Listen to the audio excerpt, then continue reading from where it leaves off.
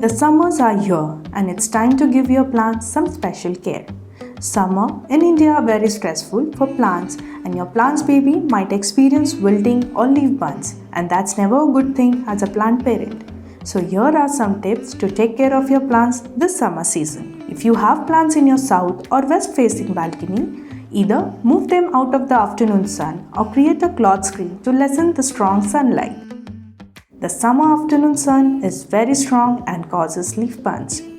Group together the tropical plants with the smaller plants in the center and the hardier plants outside. This helps create a microclimate and preserve humidity.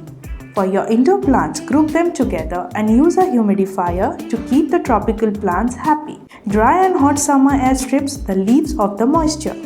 If you live in a hot and arid area like Delhi or central India, mist your plants to keep them healthy and happy.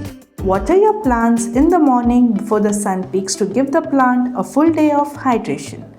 Fertilize your plants every 15 to 20 days to make the most of the growing season. Prune carefully but frequently to shape your plants and promote new growth this season.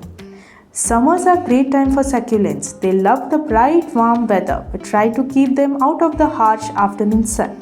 The plants love bright and warm summers.